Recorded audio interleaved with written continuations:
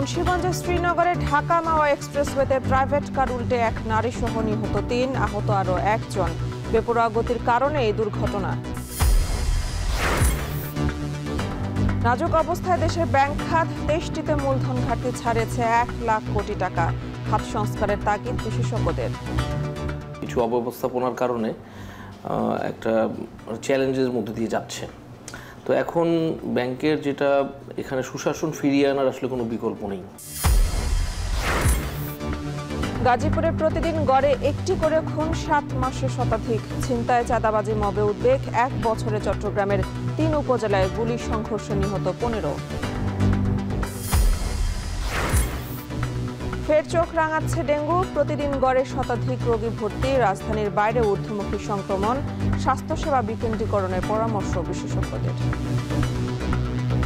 এই স্বাস্থ্য ব্যবস্থাটা যে আমাদের সম্পদ আছে, এটা বিকেন্দ্রীকরণ করলে কিন্তু এটা হয়ে যায়। এবং বিপুল মজুদ আলু নিয়ে বিপাকে বগুড়ার চাষি ব্যবসায়ীরা। অস্বাভাবিক দরপতনে হিমাগারের সংরক্ষণ খরচ তুলতে হিমশিম।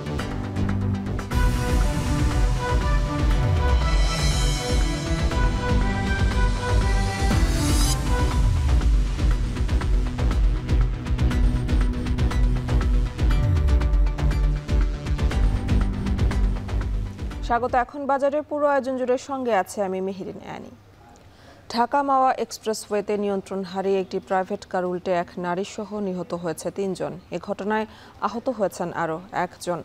ভোর ৬টার দিকে মুন্সিগঞ্জের শ্রীনগর উপজেলার শোলঘর এলাকায় এই ঘটনা ঘটে। ফায়ার সার্ভিস কর্মকর্তা জানান, ঢাকাগামী প্রাইভেট কারটি শোলঘর এলাকায় এসে অতিরিক্ত গতির কারণে নিয়ন্ত্রণ হারিয়ে সড়ক বিভাজনের সাথে ধাক্কা লেগে মহাসড়কে উল্টে যায়।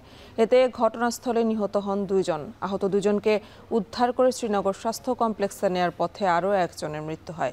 নিহতদের বিষয়ে বিস্তারিত এখনও কিছু জানা যায়নি বলে জানান উপজেলার স্বাস্থ্য কর্মকর্তা।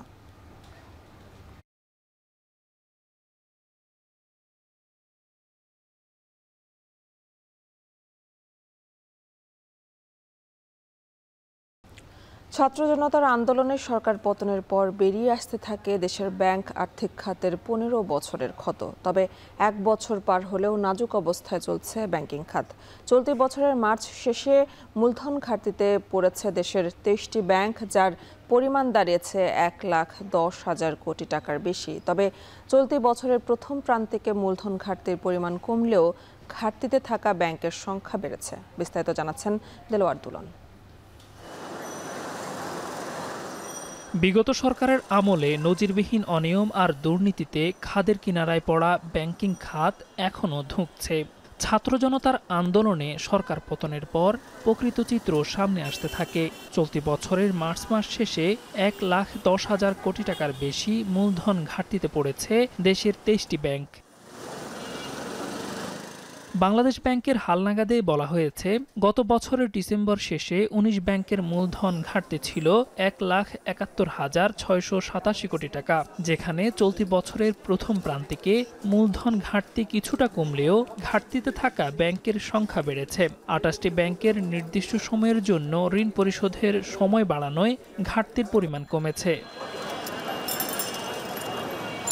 চলতি বছরের মার্চ শেষে ৬টি রাষ্ট্রমালিকানাধীন, ৯টি বেসরকারি ব্যাংক, ৭টি ইসলামী ধারার ব্যাংক এবং একটি বিদেশি ব্যাংকের সম্মিলিতভাবে ১,১০,২৬০ কোটি টাকার মূলধন ঘাটতিতে পড়ে। গত মার্চ শেষে খেলাপি ঋণ বেড়ে ৪,২০,৩৩৪ কোটি টাকা ছাড়িয়েছে। ডেফারেল সুবিধা নেয়ার পরও খেলাপির প্রভাবেই ২৩টি ব্যাংক মূলধন ঘাটতিতে রয়েছে, যার মধ্যে ডেফারেল সুবিধা পেয়েও অগ্রণী ব্যাংকের ঘাটতি বেড়ে হয়েছে ৫,৮২২ কোটি টাকা। Deferral system is a bad system. This should be stop. যারা স্টেক হোল্ডার্স, তারা তাদের শেয়ার হোল্ডারদের প্রফিট দেখায়, ম্যানেজমেন্ট তারা প্রফিট দেখায়, এই প্রভিশন না করে প্রফিট দেখায় তারা বোনাস নেয়। এগুলো তো সব নিয়ে বাইরে কোনো জায়গাটা নাই। একটি ব্যাংকের মূলধন ও তার ঝুঁকিভিত্তিক সম্পদের অনুপাত CRAR, যেখানে ঝুঁকির মাত্রা অনুযায়ী সম্পদের হিসাব নির্ধারণ হয়। মার্চ শেষে ব্যাংক খাতে CRAR দাঁড়িয়েছে ৬.৭৪%, যেখানে আন্তর্জাতিক মানদণ্ডে এই হার ১০%-এর উপরে থাকা উচিত। কেন্দ্রীয় ব্যাংক বলছে, দুর্বল ব্যাংকগুলোকে ঘুরে দাঁড়াতে নানা উদ্যোগ নিয়েছে বাংলাদেশ ব্যাংক। তারল্য সংকট কমানো সহ লেনদেন স্বাভাবিক করতে কেন্দ্রীয় ব্যাংক থেকে বাণিজ্যিক ব্যাংকগুলোকে জুলাইয়ে 4,64,000 কোটি টাকার বিশেষ তারল্য সহায়তা দেয়া হয়েছে। আমরা তো বেশ কয়েকটা ব্যাংকের অ্যাসেট কোয়ালিটি রিভিউ করেছি। সবচেয়ে দুর্বল অবস্থায় যে ব্যাংকগুলো ছিল তাদের মধ্যে থেকে ব্যাংকগুলোর কীভাবে সংস্কার করা যায়, সেটা মার্জার হতে পারে, অন্য কিছু হতে পারে, বা কি হতে পারে সবকিছু আগে থেকে। বিশেষজ্ঞদের মত, ব্যাংক খাতের ঢেকে রাখা ক্ষত প্রকাশ পেতে শুরু করেছে। কিছু অব্যবস্থাপনার কারণে একটা চ্যালেঞ্জের মধ্যে দিয়ে যাচ্ছে। তো এখন ব্যাংকের যেটা এখানে সুশাসন ফিরিয়ে আনার আসলে কোনো বিকল্প নেই। অপরাধেই যেন একটা নীতি হয়ে গেছে।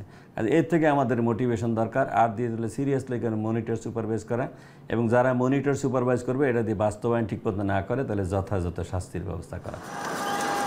সংস্কারের অংশ হিসেবে অনিয়মে জড়িয়ে পড়া শরিয়া ভিত্তিক 5 ব্যাংক একীভূত করা হচ্ছে।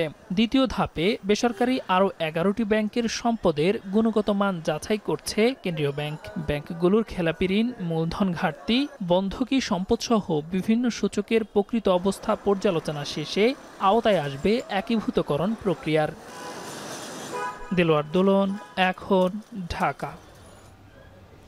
গেল 7 মাসে গাজীপুরে খুন হয়েছেন 104 জন। এর মধ্যে উপজেলাগুলোতে খুনের ঘটনা ঘটেছে 61টি আর নগরীতে 43টি।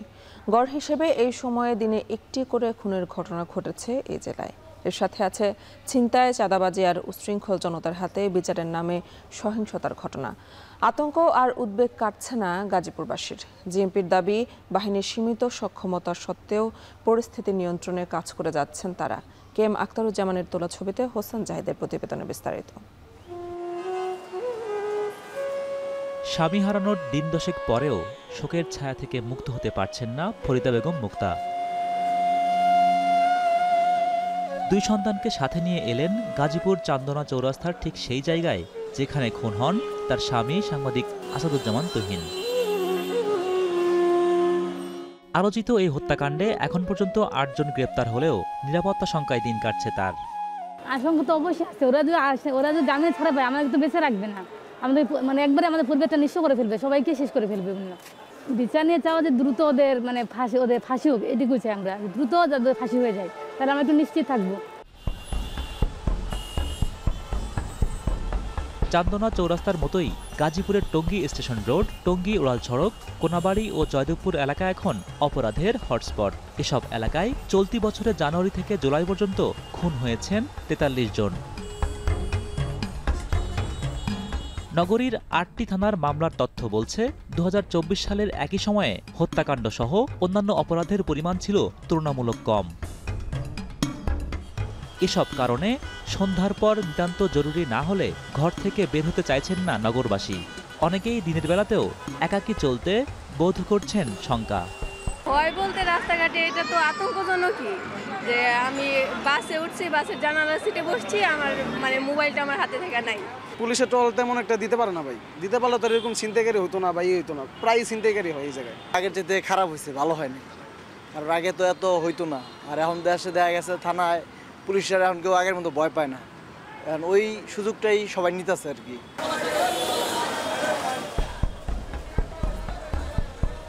গাজীপুর নগরীতে অপরাধের অনুঘটক হিসেবে রাজনৈতিক অসহিষ্ণুতা এবং বন্ধ হয়ে যাওয়া শতাধিক গার্মেন্টসের বেকার শ্রমিকদের দুষলেন জিএমপির উপপুলিশ কমিশনার। সেই সাথে আইন শৃঙ্খলা নিয়ন্ত্রণে নানা উদ্যোগের কথাও তুলে ধরলেন তিনি। আসলে অপরাধীকে কিন্তু আমরা অপরাধী হিসাবেই কিন্তু দেখতে চাই, তাদের কোনো দলীয় পরিচয় কিন্তু পুলিশের কাছে কখনোই মুখ্য হয়ে দাঁড়ায় না। কিন্তু এরপরেও কিছু বিষয় থাকে, যেরকম আপনার বর্তমান যে পরিস্থিতিতে অনেক শিল্প কারখানা বন্ধ হয়ে গেছে আপনারা জানেন, এর ফলে কিন্তু অনেক লোক বেকার হয়ে গেছে। এই বেকারত্বের কারণেও কিন্তু আমাদের কাছে মনে হয়েছে যে অনেক অপরাধ বৃদ্ধি পেয়েছে।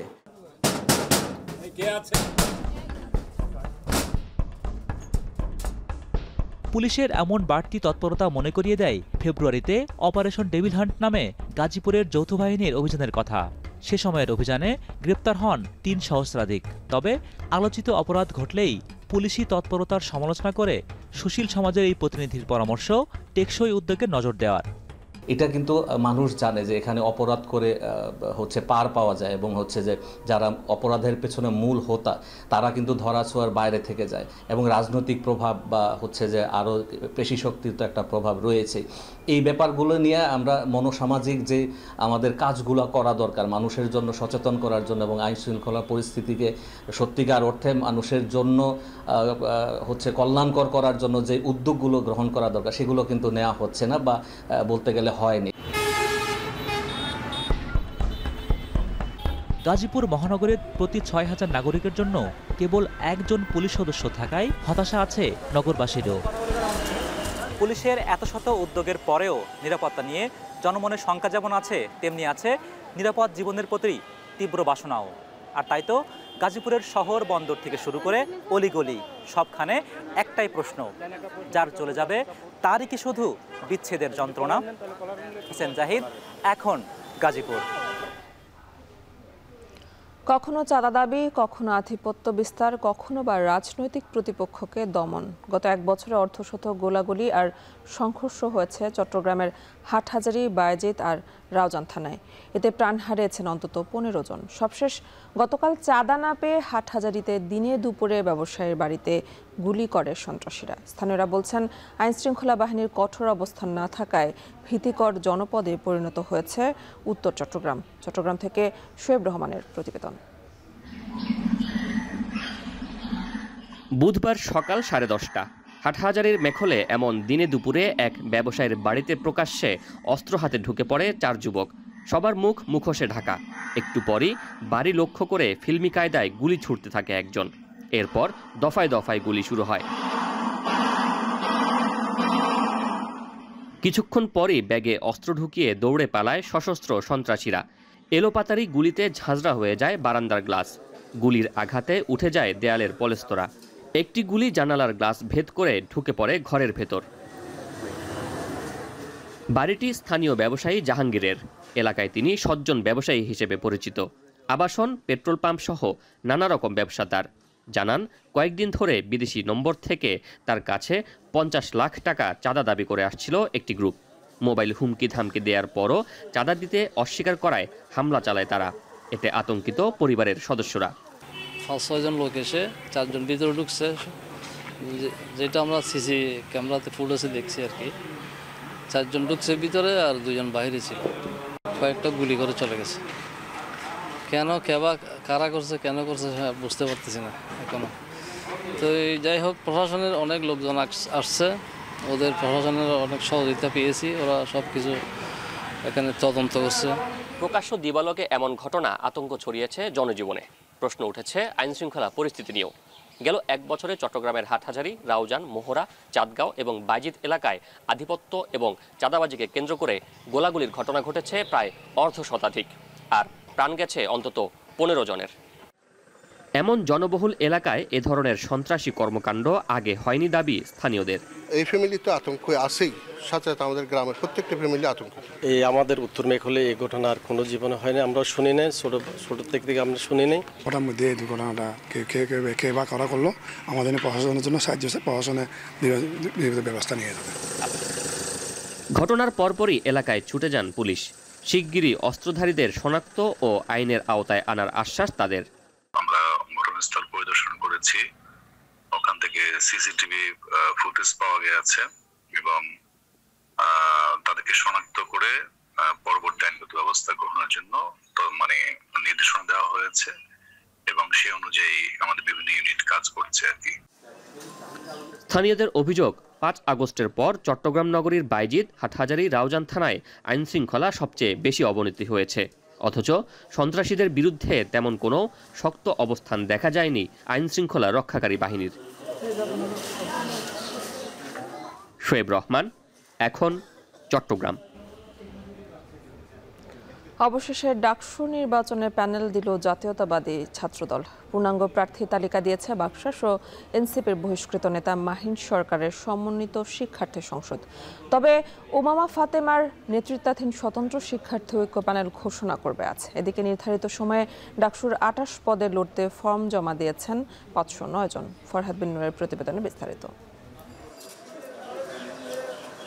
ছাত্র শিবির বামজোট আগেই প্যানেল ঘোষণা করেছে। শীর্ষ পদের নাম জানিয়েছিল বাগছাস। অপেক্ষা ছিল ছাত্র দলের হয়ে কারা লড়তে যাচ্ছেন ডাকসুতে। অবশেষে মনোনয়ন জমা দেওয়ার শেষ দিনে ২৭ সদস্যের প্যানেল দিল ঢাকা বিশ্ববিদ্যালয়ের অন্যতম এই ছাত্র সংগঠনটি।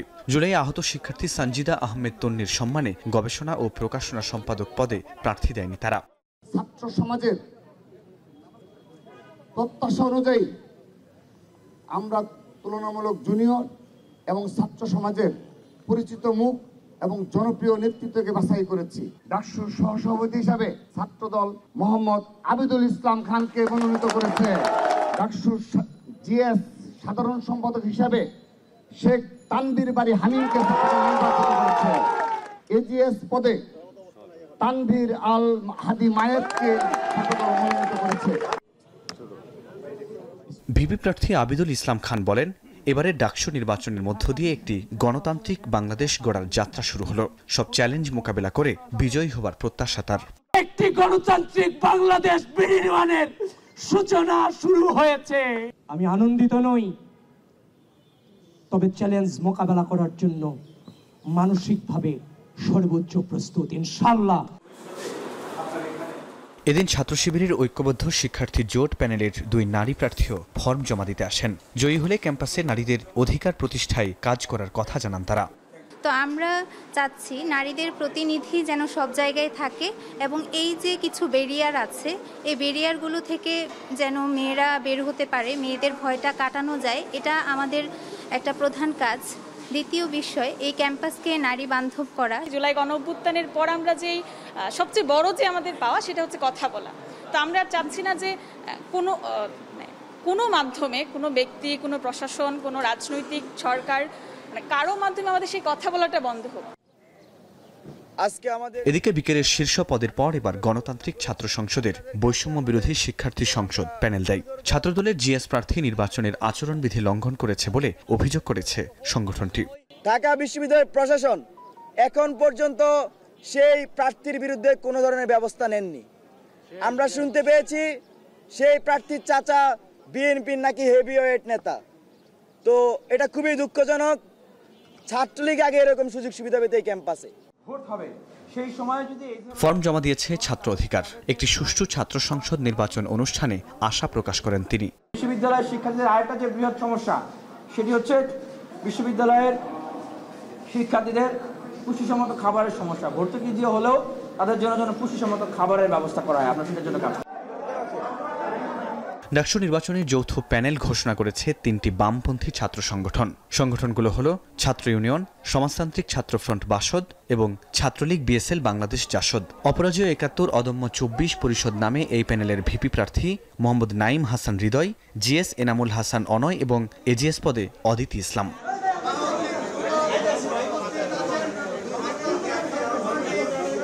তবে উমামা ফাতিমার নেতৃত্বাধীন স্বতন্ত্র শিক্ষার্থী ঐক্য এখনও প্যানেল ঘোষণা করেনি। উমামা জানান, বৃহস্পতিবার ঘোষণা করা হবে তার প্যানেল। এদিকে এনসিপি থেকে সদ্য বহিষ্কৃত মাহিন সরকার সমন্বিত শিক্ষার্থী সংসদ নামে 25 জনের প্যানেল দিয়েছে, যেখানে জিএস পদে লড়বেন নিজেই আর ভিপি পদে লড়বেন জামাল উদ্দিন খালিদ। আমাদের প্যানেলের নামটি আমরা যেহেতু ডিসাইড করেছি এবং প্যানেলের মোটো ডিসাইড করেছি, সেটা আমরা মিডিয়ার সামনে বলেছি। আগামী কালকে বিস্তারিত বিষয়গুলো আমরা একদম এবারের ডাকসুতে 28টি পদে 658টি ফর্ম বিক্রি হলেও জমা পড়েছে 509টি। আমরা আমাদের প্যানেলের পক্ষ থেকে বলতে চাই, আমরা যদি নির্বাচিত হতে পারি, কোনো অবাস্তব কিংবা অলৌকিক ইশতেহার আমরা দেব না। 1 বছরের জন্য যেগুলো বাস্তবায়নযোগ্য আমরা তার সবগুলো বাস্তবায়ন করে ছাড়বো ইনশাল্লাহ। মনোনয়নপত্র বিতরণ এবং ডাকসু হল সংসদে 1427টি মিলিয়ে মোট 2085 প্রার্থী মনোনয়ন ফর্ম সংগ্রহ করেছে, যেখানে মোট ভোটার 39,775। সেই হিসেবে প্রতি 20 জনে একজন প্রার্থী। আজকে বিকেল 5টায় মনোনয়নপত্র জমা দেওয়ার সময় শেষ হয়েছে এবং আমরা সর্বমোট 509টি মনোনয়নপত্র জমা পেয়েছি। ফরহাদ বিন নূর, এখন, ঢাকা। ডেঙ্গু এখন আর রাজধানীর মধ্যে সীমাবদ্ধ নেই। ঢাকা এবং ঢাকার বাইরে ডেঙ্গু রোগী বাড়ছে সমানতালে। সামনের দিনগুলোতে ডেঙ্গু পরিস্থিতির অবনতি ঠেকাতে স্বাস্থ্যসেবাকে বিকেন্দ্রীকরণ করার পরামর্শ জনস্বাস্থ্য বিশেষজ্ঞদের। এ নিয়ে আরও জানাচ্ছেন শম্পা বিশ্বাস। আগস্টে রাজধানীতে ডেঙ্গু রোগীর সংখ্যা বাড়ছে হু হু করে। প্রতিদিন গড়ে শতাধিক রোগী হাসপাতালে ভর্তি হচ্ছে। বিগত কয়েকদিনে হাসপাতালের চিত্র আরও ভয়াবহ হয়েছে। তবে ডেঙ্গু এখন আর রাজধানীর মধ্যে সীমাবদ্ধ নেই। একটা সময় ছিল যখন ৮০% বেশি ডেঙ্গু রোগী হতো ঢাকার 2 সিটিতে। তবে চলতি বছর পাল্টে গেছে সেই চিত্র। এখন ঢাকা এবং ঢাকার বাইরে রোগী বাড়ছে সমান তালে। চলতি বছর ডেঙ্গুতে আক্রান্তের যে তথ্য স্বাস্থ্য অধিদপ্তর তুলে ধরেছে তা বিশ্লেষণ করে দেখা যায় ১ জানুয়ারি থেকে ১০ আগস্ট পর্যন্ত আক্রান্ত ২৪,১৮৩ জনের মধ্যে ১৮,৮৩৭ জনই ঢাকার বাইরের বাসিন্দা। তাই জনস্বাস্থ্য বিশেষজ্ঞদের পরামর্শ, ডেঙ্গু নিয়ন্ত্রণে শহর থেকে গ্রাম সকল পর্যায়ে স্বাস্থ্যসেবাকে বিকেন্দ্রীকরণ করার। ডেঙ্গু দূর করার জন্য একদিকে যারা রোগী হয়ে গেছে তাদের দ্রুত শনাক্ত করে তাদেরকে চিকিৎসার আওতায় আনা। সবাইকে আইসিইউতে নিতে হবে তা তো না। প্রাথমিক চিকিৎসা, মাধ্যমিক চিকিৎসা আর সর্বোচ্চ ৩য় পর্যায়ের চিকিৎসা। এই স্বাস্থ্য ব্যবস্থাটা যে আমাদের সম্পদ আছে এটা বিকেন্দ্রীকরণ করলে কিন্তু এটা হয়ে যায়। আমাদের সব জায়গায় ডাক্তার প্রয়োজন নেই, স্বাস্থ্যকর্মী যথেষ্ট, কোনো জায়গায় নার্স যথেষ্ট। এছাড়া মশা কিংবা রোগ নিয়ন্ত্রণে সবাইকে দায়িত্ব নেওয়ার পরামর্শ দেন এই বিশেষজ্ঞ। কোনো একক প্রতিষ্ঠান ডেঙ্গু নিয়ন্ত্রণ করতে পারবে না জানিয়ে এই বিশেষজ্ঞ ডেঙ্গুর বর্তমান অবস্থাকে জরুরি অবস্থা বলে ঘোষণা দেওয়ারও পরামর্শ দেন। এখন তো আপনি স্বাস্থ্যকে জিজ্ঞেস করেন, তারা বলবে আমরা চিকিৎসা দিচ্ছি, মশা নিয়ন্ত্রণ তো আমার দায়িত্ব না। আবার আপনি যারা স্থানীয় সরকার কর্তৃপক্ষ বলবে যে আমরা তো মশা নিয়ন্ত্রণে কাজ করছি, রোগীর চিকিৎসা ঠিকমতো হচ্ছে না। কাজেই ফাঁক দিয়ে মানুষ কিন্তু মারা যাচ্ছে। কাজে একটা একক কর্তৃপক্ষ দরকার যারা সমন্বয় করবে। কোনো একটা সংস্থা, কোনো একটা হাসপাতাল একা রোগী নিয়ন্ত্রণ এবং মশা নিয়ন্ত্রণ করা হচ্ছে না, তো প্রতি বছরই তো একইভাবে চলছে। কাজেই এই কাজটার জন্য স্বাস্থ্য মন্ত্রণালয়, স্থানীয় সরকার মন্ত্রণালয়, পরিবেশ মন্ত্রণালয়, আরও যেসব মন্ত্রণালয় প্রয়োজন সবগুলো মিলে একটা সমন্বিত কেন্দ্র দরকার। এদিকে রাজধানীতে মশক নিয়ন্ত্রণে নতুন উদ্যোগ সহ ভ্রাম্যমাণ আদালত পরিচালনার কথা জানিয়েছে ঢাকার 2 সিটি কর্পোরেশন। শোভা বিশ্বাস, এখন, ঢাকা।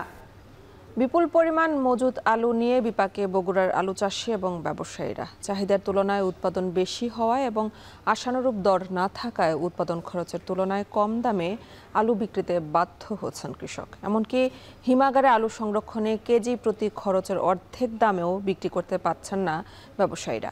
ব্যবসায়ী নেতারা বলছেন লোকসান কমাতে দ্রুত ব্যবস্থা না নিলে পুঁজি হারিয়ে নিঃস্ব হবেন অনেক ব্যবসায়ী। বিস্তারিত মাজুদুর রহমানের প্রতিবেদন, ছবি তুলেছেন রবিউল ইসলাম। গেল মৌসুমে বগুড়ায় ৬০,০০০ হেক্টর জমিতে প্রায় ১৩ লাখ টন আলু উৎপাদন হয়, যা জেলার চাহিদা তুলনায় প্রায় ৭ লাখ টন বেশি। বিপুল পরিমাণ আলু হিমাগারের পাশাপাশি কৃষকের ঘরে সংরক্ষণ করা। তবে আবহাওয়ার কারণে কৃষকের ঘরে অনেক আলু পচে নষ্ট হচ্ছে। বগুড়ার বাজারে কেজি প্রতি আলু বিক্রি হচ্ছে ১১ থেকে ১৩ টাকায়, যাতে উৎপাদন খরচই উঠছে না। এমন অবস্থায় সামনের দিনে ফসল ফলানো নিয়ে দুশ্চিন্তায় কৃষক। ২১ টাকা কেজি আমাকে পড়তা পড়ছে, এখন আলু বিক্রি হচ্ছে ১৫ টাকা ১৬ টাকা কেজি। কেজিকে আমাকে ৯ টাকা ৮ টাকা লস হচ্ছে। আলু তো আপনার ৩০০-৪০০ টাকা মন গেছে আলু, তারপরে মনে করেন ১৮০০ টাকা বস্তা টিএসপি সার, ১৫০০ টাকা বস্তা ইউরিয়া। এই আবাদ করে আমাদের সামনে তো আলু, এই এখন যে আলুর দাম, আমরা সামনে তো আলু লাগাতে পারবো না আমরা, যে অবস্থা। কৃষি বিপণন অধিদপ্তরের তথ্য অনুযায়ী প্রতি কেজি আলু উৎপাদনে কৃষকের খরচ প্রায় ১৪ টাকা। হিমাগার ভাড়াসহ অন্যান্য খরচ মিলিয়ে কেজিতে খরচ দাঁড়ায় ২৪ থেকে ২৫ টাকা। সেখানে হিমাগার ও বাজারে পাইকারিতে আলু বিক্রি হচ্ছে ১২ থেকে ১৫ টাকা। কেজিতে ১০ থেকে ১২ টাকা লোকসান দিয়ে আলু বিক্রি করায় পুঁজি হারাচ্ছেন ব্যবসায়ীরা। আলুগুলো এখন বেচা কিনা খুবই দাম কম, আমরা বিশালভাবে ক্ষতিগ্রস্ত হচ্ছি। আমরা কৃষকেরা আর ব্যবসায়ীরা মনিগঞ্জে লস খাচ্ছি, এমন লস করছি যে পথে বসে যাচ্ছি। এবছর মনিগঞ্জে স্টোর ভাড়া এবং বস্তা এলা বাচ্চার দিয়ে আমরা ২-২৫০ টাকা পাচ্ছি। আলুর বাজার দর নিয়ন্ত্রণে সরকারকে আলু মজুত করার পাশাপাশি সনাতন পদ্ধতিতে কৃষকের বাড়িতে আলু সংরক্ষণের পরামর্শ ব্যবসায়ী নেতার। সরকারের মাধ্যমে আলুটা ক্রয় করে স্টোরে রাখতে হবে, তাহলে আপনার সরকারের হাতে যখন নিয়ন্ত্রণ চলে যাবে তখন সরকারই বুঝবে রেটটা কত নির্ধারণ করতে হবে, কতটা মানে সহনীয়, সবার যেন সহনীয় পর্যায়ে থাকে। গত বছর এ সময়ে ভোক্তাদের আলু কিনতে হয় ৬০ থেকে ৭০ টাকা কেজি দরে। আলুর দর বেশি পাওয়ায় এবছর প্রায় ১০,০০০ হেক্টর জমিতে ২ লাখ টন আলু বেশি উৎপাদিত হয় বগুড়া জেলায়। মাজেদুর রহমান, এখন, বগুড়া। রাজশাহীর বিভিন্ন খাল বিলে পানি বাড়ায় বাজারে কমেছে মাছের সরবরাহ, এতে দেশীয় ও চাষকৃত মাছের দাম বেড়েছে। এদিকে সপ্তাহ ব্যবধানে জামালপুরে বাজারে দাম বেড়েছে মুরগি ও খাসির মাংসের, স্থিতিশীল রয়েছে গরুর মাংসের দাম। এ নিয়ে আরও জানাতে রাজশাহীর বায়া বাজার থেকে যুক্ত হচ্ছেন মারুফ হাসান ও জামালপুরের ফৌজদারি মোড় বাজার থেকে যুক্ত হচ্ছেন জুয়েলারা। প্রথমে চলে যাব জামালপুরে মারুফের কাছে। মারুফ, কোন মাছ কেমন দামে বিক্রি হচ্ছে আর দাম নিয়ে ক্রেতারা কি বলছেন জানাবেন।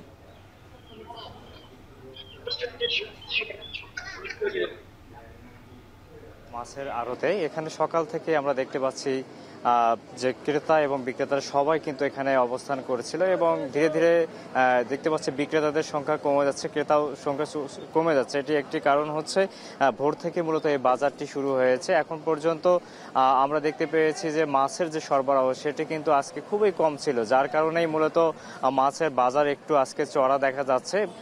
এছাড়া এখানে আপনাকে জেনে রাখি যে আপনি জানেন যে পদ্মা নদীতে পানি বৃদ্ধির সঙ্গে সঙ্গে নিম্নাঞ্চলগুলো কিন্তু ডুবে গেছে, যার কারণে খাল বিলে পর্যাপ্ত পানি থাকার কারণে মাছ ধরতেও সমস্যা হচ্ছে, যার কারণে চাষকৃত যে মাছগুলো সেগুলো পর্যাপ্ত পরিমাণে বাজারে কিন্তু নেই। আজকে মাছের যে দাম দর সেটি যদি আমি বলি, রুই মাছ আজকে 1 কেজি সাইজের যেগুলো সেগুলো বিক্রি হচ্ছে 280 থেকে 290 টাকা দরে, কাতলা মাছ বিক্রি হচ্ছে 320 থেকে 330 টাকা দরে, মৃগেল মাছ বিক্রি হচ্ছে 240 থেকে 280 টাকা দরে, পাঙ্গাস মাছ বিক্রি হচ্ছে 130 থেকে 160 টাকা দরে, তেলাপিয়া মাছ বড় আকারের যেগুলো সেগুলো বিক্রি হচ্ছে 150 থেকে 200 টাকা দরে, এবং মাঝারি যে তেলাপিয়া সেটি বিক্রি হচ্ছে 150 টাকা দরে, এবং ছোট আকারের যে তেলাপিয়া মাছ সেটি বিক্রি হচ্ছে 100 টাকা দরে।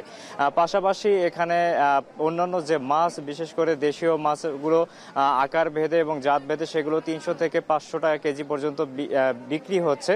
এখানে যারা বিক্রেতা রয়েছেন, পাইকারি বিক্রেতা, তাদের সঙ্গে আমরা কথা বলেছি। তারা বলছেন যে এই মৌসুমে মূলত মাছের যে পোনা সেগুলো পুকুরে ছাড়া হয় এবং পুকুরে বেশি পানি থাকার কারণে মাছ ধরতেও সমস্যা হচ্ছে, যার কারণে এই মাছগুলো বাজারে নিয়ে আসা যাচ্ছে না, এটি একটি সমস্যা হচ্ছে। পাশাপাশি দেশীয় মাছ এবং খালবিলে পর্যাপ্ত পানি থাকার কারণে সেখানে মাছ ধরা সম্ভব হচ্ছে না বলে জানিয়েছেন। এবং ক্রেতারা এখানে বলছেন যে এই মাছের দাম একটু কম হলে হয়তোবা আমাদের কেনার সাধ্যের মধ্যে থাকবে। এ নিয়ে রাজশাহীর বায়া মাছের আড়ত থেকে এই ছিল মাছের বাজারের সবশেষ তথ্য। এবার একটু মাংসের বাজারের খবর জানবো, সেটি জানতে চলে যাব জামালপুর জুয়েলের কাছে। জুয়েল, মুরগি ও খাসির মাংসের দাম বাড়ার কারণ কি আর ব্যবসায়ীরা কি বলছেন জানাবেন।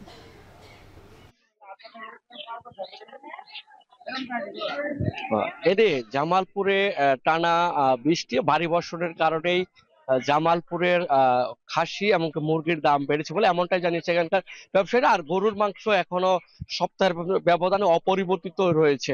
আমি এখন রয়েছি জামালপুরের ফৌজদারি মোড় যে মাংসের হাটটি, সেখানে আমি এখানকার ব্যবসায়ী এবং ক্রেতা বিক্রেতার সাথে কথা বলেছি। তারা বলছে আজকে এই হাটে ব্রয়লার মুরগি বিক্রি হচ্ছে 165 থেকে 170 টাকা কেজি দরে, অর্থাৎ সপ্তাহের ব্যবধানে 10 থেকে 15 টাকা, 5 থেকে 10 টাকা পর্যন্ত বেড়েছে ব্রয়লার মুরগি। তার পাশাপাশি সোনালী এমনকি লেয়ার জাতের যে মুরগি রয়েছে সেটি বিক্রি হচ্ছে 300 থেকে 310 থেকে 315-20 টাকা পর্যন্ত বিক্রি হচ্ছে এই হাটে লেয়ার এবং কি ব্রয়লার জাতের মুরগি এবং সোনালী জাতের মুরগি। আর খাসির মাংসের যে কথাটি আসছে সেটি হচ্ছে এই হাটে গত সপ্তাহেও আমরা দেখেছি এই হাটে খাসির মাংস বিক্রি হচ্ছে 950 থেকে 980 টাকা। সেই খাসির মাংস দাম বেড়ে আজকে এই হাটে বিক্রি হচ্ছে 1000 থেকে 1050 টাকা। অর্থাৎ এই খাসির মাংস বাড়ার অন্যতম কারণ হচ্ছে বাজারে এই মুহূর্তে খাসি ছাগল সেটি সরবরাহ কিছু কম থাকার কারণে দাম বেড়েছে, এমনটাই দাবি করছে। আরেকটি বিষয় হলো গরুর মাংসের কথা যদি বলা হয় তাহলে গত সপ্তাহে আমরা দেখেছি এই হাটে গরুর মাংস বিক্রি হচ্ছে 700 থেকে 710-20 টাকা পর্যন্ত বিক্রি হচ্ছে, সেটি আজও আমরা দেখেছি সকাল থেকে এই হাটে গরুর মাংস বিক্রি হচ্ছে 700 থেকে 720 টাকা পর্যন্ত। সব মিলিয়ে বলা চলে এই যে অপরিবর্তিত বাজারে সরবরাহ কম থাকার দামগুলো বেড়েছে। এই ছিল জামালপুর থেকে আমার কাছে মাংসের দামের সবশেষ তথ্য। রাজশাহী এবং জামালপুরের বাজার পরিস্থিতি নিয়ে জানাচ্ছিলেন সহকর্মীরা। নিম্নচাপ ও অমাবস্যার প্রভাবে উপকূলীয় অঞ্চলে বিরাজ করছে বৈরী আবহাওয়া। পটুয়াখালী ও কক্সবাজারে সকাল থেকে আকাশ মেঘলা, থেমে থেমে বৃষ্টি হচ্ছে। কক্সবাজার সহ চট্টগ্রাম বিভাগের কোথাও কোথাও মাঝারি থেকে অতি ভারী বৃষ্টির পূর্বাভাস দিয়েছে আবহাওয়া অফিস। আবহাওয়ার সবশেষ পরিস্থিতি জানতে এই মুহূর্তে পটুয়াখালীর কলাপাড়ার আন্দারমানিক নদের তীর থেকে যুক্ত হচ্ছেন জসিম পারভেজ এবং কক্সবাজার থেকে যুক্ত হচ্ছেন মন্তোষ বেদক। প্রথমে যাচ্ছি জসিমের কাছে। জসিম, আপনি জানাবেন আবহাওয়া পরিস্থিতি কেমন দেখছেন আর আবহাওয়া অফিস কি বলছে জানাবেন।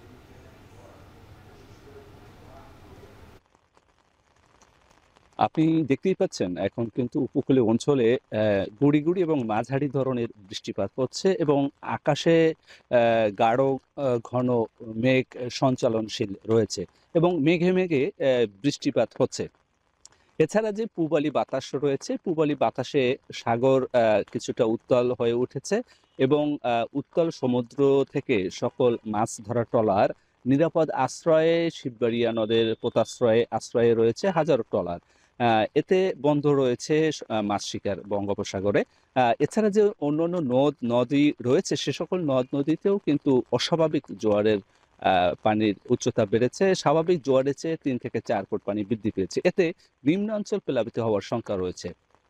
আপনাকে আরো জানিয়ে রাখি, এখন কিন্তু ভাদ্রের যে মণি অমাবস্যা, সে অমাবস্যার প্রভাব এবং নিম্নচাপের রেশ কেটে গেলেও তার কিছুটা প্রভাব, এই দুইয়ের সমন্বয়ে কিন্তু উপকূলীয় অঞ্চলে বৈরী আবহাওয়া বিরাজ করছে। এতে এখানকার যে কৃষকদের সঙ্গে আমরা কথা বলেছি, তারা বলেছে এখন আমন ধান চাষাবাদের মৌসুম চলছে। এই বৃষ্টিপাত তাদের জন্য একটি উপকার বয়ে আনছে। তবে অন্যান্য যে সকল পেশার মানুষ রয়েছে তারা বলছে তাদের কাছে এই দুর্যোগপূর্ণ আবহাওয়া তাদের একটু বিড়ম্বনা সৃষ্টি হয়েছে। এক কথা বলা যায় যে বৈরী আবহাওয়ায় সমুদ্রের মাছ শিকার বন্ধ রয়েছে এবং বৈরী দুর্যোগপূর্ণ আবহাওয়া বিরাজ করছে। এই ছিল আমার কাছে সবশেষ। আবহাওয়ার আরও পরিস্থিতি জানাতে এবার কক্সবাজারে চলে যাব মন্তোষের কাছে। মন্তোষ, আপনি জানাবেন নিম্নচাপের প্রভাবে বৃষ্টিপাতে স্থানীয়দের কোনো ভোগান্তি হচ্ছে কিনা আর পর্যটকের কি অবস্থা?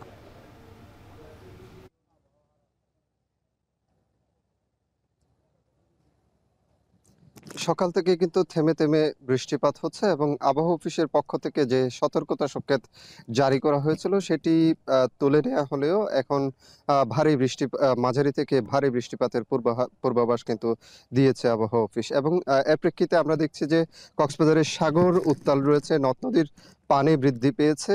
আমরা এই মুহূর্তে বাকখালী নদীর তীরবর্তী এলাকায় রয়েছি। কক্সবাজার শহরের যে মৎস্য অবতরণ কেন্দ্র সেই এলাকায়, এখানে কিন্তু বিপুল সংখ্যক নৌকা, মাছ ধরার নৌকা, এইসব ট্রলার কিন্তু ফিরে এসেছে এবং এই জায়গাটিতে আসলে নিরাপদ পোতাশ্রয় হিসেবে এই জায়গাটিতে আশ্রয় নিয়েছে। এবং এখানে আমরা যেটি জেলেদের সাথে কথা বলে যেটি জানতে পেরেছি, তারা যেটি বলছেন যে গত কয়েকদিন ধরে আসলে সাগরে উত্তাল পরিস্থিতি বিরাজ করছে এবং বৈরী আবহাওয়ার কারণে আসলে অনেক ট্রলার সাগরে যেতে পারে না। এই কারণে আজকে সকাল থেকে এখন পর্যন্ত একটি ট্রলারও কিন্তু এই অবতরণ কেন্দ্রে আজকে নোঙর করেনি, মাছ ভর্তি ট্রলার। সেই কারণে একেবারে এখানে যে পন্টুন রয়েছে সবখানেই একটা শূন্যতা কিন্তু বিরাজ করছে। এবং আমরা দেখছি যে এই নদীতে শত শত ট্রলার নদীর বিশাল অংশ জুড়ে কিন্তু নোঙর করে রাখা হয়েছে এবং জেলেরা অনেকটা অলস সময় এখানে পার করছেন। এবং আবহাওয়া পরিস্থিতি কিছুটা যেহেতু বৈরী, আজকে পর্যটকের উপস্থিতি খুব বেশি নেই এখানে, যেহেতু আজকে বিকেল থেকে পর্যটক সমাগম বাড়বে এবং যেহেতু ছুটির দিন রয়েছে 2 দিন সামনে, এবং এই 2 দিনকে ঘিরে কিন্তু আজকে বিকেল থেকে পর্যটক সমাগম বেশি হবে, সেটি পর্যটন সংশ্লিষ্ট ব্যবসায়ীরা আশা করছেন। তারপর যারা পর্যটক রয়েছেন তারাও কিন্তু এখানে সমুদ্রে যারা নামার ক্ষেত্রে তারা যাতে গভীরে না যান সে বিষয়ে সতর্কতা জারি করা হয়েছে। লাইফগার্ডের পক্ষ থেকে কিন্তু তাদেরকে সতর্ক করা হচ্ছে তারা যাতে গভীর সাগরে না যান। সব মিলিয়ে কিছুটা বৈরী যে আবহাওয়া পরিস্থিতি, ভারী বৃষ্টিপাত না হলে এখন পর্যন্ত যে পরিস্থিতি সেটিতে এখানে জেলেরা যেমন আশঙ্কার মধ্যে রয়েছেন, তারা যেটি বলছেন যে গত কয়েকদিনের যে পরিস্থিতি সেটি যদি আবার কোনো কারণে অবনতি হয় সেক্ষেত্রে তারা কিন্তু এই যে পরিস্থিতি এটির কারণে কিন্তু আরো ভোগান্তির শিকার হবেন এবং সেক্ষেত্রে তাদের যে মৎস্য আহরণ সেটিও কিন্তু বিঘ্নিত হবে। এই ছিল কক্সবাজার থেকে সবশেষ। পটুয়াখালী এবং কক্সবাজারের আবহাওয়া পরিস্থিতি নিয়ে জানাচ্ছিলেন সহকর্মীরা। জামালপুর মাদারগঞ্জের বালিজুরি বাজার থেকে সরিষাবাড়ি ভাটারা সড়কের পিচ ইট পাথর উঠে খানাখন্দ ও গর্তের সৃষ্টি হচ্ছে। সামান্য বৃষ্টিতে জমে যায় পানি, ঝুঁকি নিয়ে চলে বাস, ট্রাক সহ বিভিন্ন যানবাহন। এতে দুর্ভোগ পোহাচ্ছে চালক, যাত্রী সহ লক্ষাধিক মানুষ। খানাখন্দ ভরা সড়কে প্রায়ই ঘটছে দুর্ঘটনা। বর্ষা শেষে সড়ক সংস্কারের কথা জানিয়েছে সওজ ও এলজিইডি। জুয়েল রানার তথ্য ছবিতে প্রতিবেদন। জামালপুরের মাদারগঞ্জ বালিজুরি বাজার থেকে সরিষাবাড়ি ভাটারা পর্যন্ত সড়কের দৈর্ঘ্য 21 কিলোমিটার, যার 3 কিলোমিটার সড়ক ও জনপদ অধিদপ্তরের আর বাকি 18 কিলোমিটার স্থানীয় সরকার প্রকৌশল অধিদপ্তরের এখতিয়ারভুক্ত। তবে সড়কের পুরোটা অংশেরই পিচ, ইট, পাথর উঠে সৃষ্টি হয়েছে খানাখন্দ। পুরো সড়কের 4টি এলাকায় গড়ে উঠেছে বড় বড় বাজার। তবে এসব স্থানে পানি নিষ্কাশনের ব্যবস্থা না থাকায় সামান্য বৃষ্টিতেই সৃষ্টি হয় জলাবদ্ধতা। পানি জমার কারণে সড়কের পিচ উঠে সৃষ্টি হয়েছে ছোট বড় গর্তের। এতে প্রতিনিয়তই দুর্ভোগের শিকার হচ্ছেন এই সড়কে চলাচলকারী লক্ষাধিক যাত্রী। প্রায় 4 বছর ধরে এমন পরিস্থিতি চললেও সংস্কারের কোনো উদ্যোগ নেওয়া হয়নি। ঝুঁকি নিয়ে চলে বাস, ট্রাক সহ বিভিন্ন যানবাহন। কোন জায়গায় ভাঙা আছে, কোন জায়গায় গর্ত আছে, এটা তো বোঝা যাচ্ছে না। এখন গাড়ি চালাতে রিস্ক নিয়ে গাড়ি চালানো হয়। এই খানাখন্দকের ফলে গর্ভবতী মহিলা এবং বৃদ্ধ যারা আছে তাদের খুবই সমস্যা হচ্ছে। ডেলি অ্যাক্সিডেন্ট, ভ্যান গাড়ি অ্যাক্সিডেন্ট, অটো অ্যাক্সিডেন্ট, মানুষ অ্যাক্সিডেন্ট, বেরিং ভেঙে জায়গা, গলা ভেঙে জায়গা, তারপরে এরকম কাতানি কুতানির মধ্যে পড়ি, মানুষের সমস্যা হয়ে জায়গা, যাত্রীদের রিক্সের শেষ নাই, গাড়ি যখন তখন পল্টি খাইতে পারে। কর্তৃপক্ষের দাবি জানাবো এই রাস্তার জন্য দ্রুত সংস্কার করা হয়। কর্তৃপক্ষ বলছে সহজে 3 কিলোমিটার অংশের সড়ক প্রশস্তকরণ প্রকল্প হাতে নেওয়া হয়েছে। জমি অধিগ্রহণের কাজ চলমান। আর এলজিইডি সড়ক সংস্কারের প্রস্তাবনা সদর দপ্তরে পাঠিয়েছে। বরাদ্দ পেলেই শুরু হবে কাজ। প্রকল্পের এই অংশটুকুতে ঠিকাদার কাজ শুরু করতে পারেনি, যেহেতু এখানকার ভূমি অধিগ্রহণ প্রক্রিয়াটা চলমান আছে। আমরা যখন জেলা প্রশাসন থেকে ভূমিটা বুঝে পাবো তখন নিযুক্ত ঠিকাদার এখানে কাজ করতে পারবে। যথাযথ কর্তৃপক্ষের অনুমোদনের জন্য আমরা ইতিমধ্যেই সামনে প্রেরণ করব এবং বরাদ্দ পাওয়া গেলে পরে আমরা যথানিয়মে মেরামত কাজ সম্পন্ন করব এবং এতে আমাদের জনগণের উপকৃত হবে। বালিজুরি বাজার থেকে সরিষাবাড়ি ভাটারা সড়কে চলাচলকারীদের দুর্ভোগ নিরসন এবং সড়ক দুর্ঘটনা রোধে কর্তৃপক্ষের দ্রুত পদক্ষেপের দাবি জানিয়েছেন মাদারগঞ্জ উপজেলাবাসী। এখন জামালপুর। ভারী বর্ষণে বিদ্যুৎ বিচ্ছিন্ন হয়ে 48 ঘন্টার বেশি সময় ধরে অন্ধকারে ডুবে আছে পাকিস্তানের করাচি শহর ও সিন্ধু প্রদেশের বেশ কয়েকটি অঞ্চল। এছাড়া একদিনের বৃষ্টিতে দেশটিতে প্রাণহানি বেড়ে দাঁড়িয়েছে 21 জনে। বুধবার মাত্র কয়েক ঘন্টার বৃষ্টিতে ডুবে যায় গোটা করাচি। বিদ্যুৎ বিভ্রাটের কবলে পড়ে দেশটির বাণিজ্যিক রাজধানী। বেশ কয়েকটি এলাকায় 24 থেকে 48 ঘন্টারও বেশি সময় ধরে বিদ্যুৎ বিচ্ছিন্ন। এতে চরম বিপাকে পড়েছেন নগরীর বাসিন্দারা। বিদ্যুৎ বিভ্রাটে দেখা দিয়েছে খাবার পানির তীব্র সংকট। ভারী বর্ষণে গিলগিট বালতিস্তানে অন্তত 11 জন এবং করাচিতে 10 জনের মৃত্যু হয়েছে। ক্ষতিগ্রস্ত হয়েছে শত শত ঘরবাড়ি, অবকাঠামো ও স্থাপনা। আগামী 10 সেপ্টেম্বর পর্যন্ত বৃষ্টিপাত অব্যাহত থাকবে বলে পূর্বাভাস দিয়েছে দেশটির আবহাওয়া অফিস। এদিকে বন্যায় ক্ষতিগ্রস্ত খাইবার পাখতুনখোয়া এলাকা পরিদর্শনে গেছেন পাকিস্তানের প্রধানমন্ত্রী শেহবাজ শরীফ।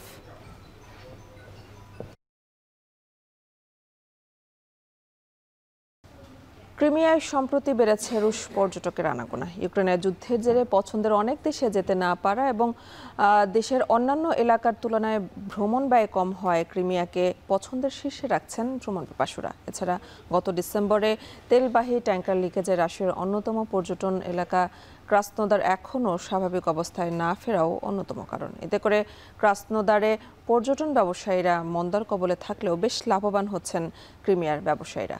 এ নিয়ে আরও জানাচ্ছেন তৌহিদুর রহমান।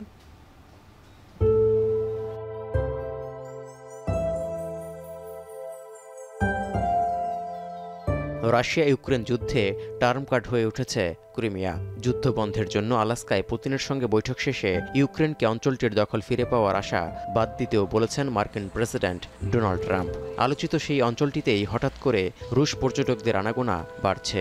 বিশেষ করে ক্রিমিয়ান পর্বতমালার পাদদেশে অবস্থিত ইয়াল্টা শহরে যাওয়া ভ্রমণ পিপাসুর সংখ্যা সবচেয়ে বেশি।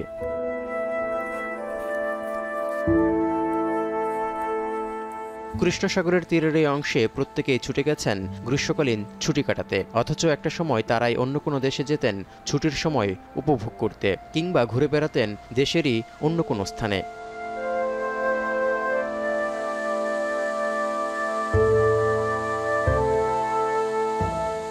এই অবস্থায় প্রশ্ন উঠেছে, যুদ্ধের মধ্যে আলোচিত এই অংশেই কেন পা ফেলতে এতটা আগ্রহী হয়ে উঠছেন রুশ পর্যটকরা? এর উত্তরে বেশ কয়েকটি কারণ তুলে ধরেছেন ভ্রমণ পিপাসুরা। এর মধ্যে প্রথমটি হলো অঞ্চলটিতে থাকা খাওয়ার ব্যয় তুলনামূলক সস্তা, বিশেষ করে কৃষ্ণসাগরের ঝিনুক এবং তরমুজসহ গ্রীষ্মকালীন খাবারের কম দাম আকৃষ্ট করছে বলে জানান এই দম্পতি। Думаю, что в Крыму гораздо более бюджетно, чем, да, опять же, по сравнению с Краснодарским краем, например, какие-то крупные курорты, Сочи, Адлер, самые известные. অনেক পর্যটক এও বলছেন যে যুদ্ধের কারণে ইউরোপ সহ বিভিন্ন দেশে নিষেধাজ্ঞায় 3.5 বছরের বেশি সময় ধরে অনেক পছন্দের দেশে ভ্রমণে যেতে পারছেন না তারা, যার কারণে দেশের পর্যটন অঞ্চলই তাদের একমাত্র ভরসা। কেউ কেউ বলছেন অপরূপ সৌন্দর্যের লীলাভূমি হওয়ায় তাদের কাছে টানে ক্রিমিয়া। За границу уже давно не ездили, потому что здесь понравилось и уже как бы неохота туда ехать, тем более, скажем так, обстановка в мире такая. В свою бытность, житье свое на Донбассе я ни разу не была в Крыму.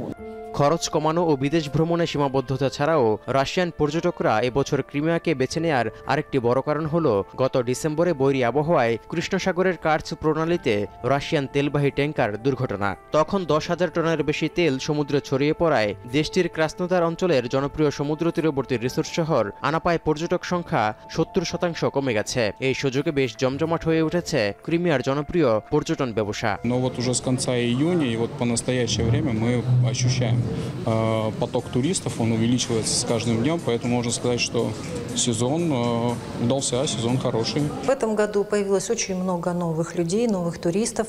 В принципе, мы не ожидали такого наплыва. ক্রিমিয়ায় রুশ পর্যটকদের ভ্রমণ চাহিদা বাড়ায় বেশিরভাগ হোটেলে সেপ্টেম্বরের শেষ পর্যন্ত 100% বুকিং সম্পন্ন। অক্টোবরেও সম্ভবত রুম খালি থাকবে না বলে প্রত্যাশা ক্রিমিয়ার পর্যটন সংশ্লিষ্ট ব্যবসায়ীদের। তৌহিদুর রহমান, এখন বিশ্ব। শেষ করবে এখন বাজার, তবে তার আগে শিরোনামগুলো আরো একবার। মুন্সিগঞ্জের শ্রীনগরে ঢাকা মাওয়া এক্সপ্রেসওয়েতে প্রাইভেট কার উল্টে এক নারী সহ নিহত 3, আহত আরো 1 জন। বেপরোয়া গতির কারণে এই দুর্ঘটনা।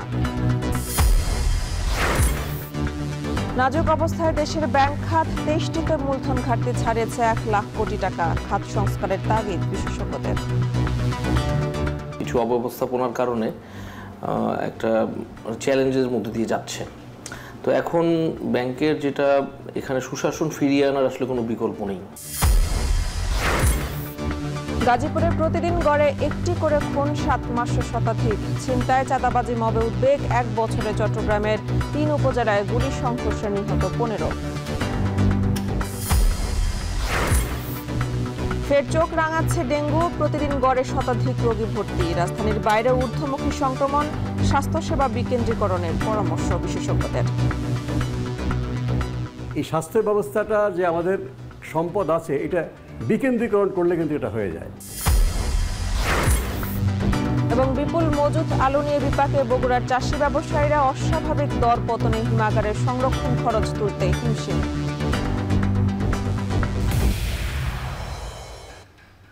শেষ করছে এখন বাজার। এখন টেলিভিশন ওয়েবসাইটে দেখতে ভিজিট করুন www.ekhon.tv। এছাড়া ফেসবুকে দেখতে ভিজিট করুন facebook.com/tv.ekhon এবং ইউটিউবে দেখতে ভিজিট করুন youtube.com/c/ekhon tv।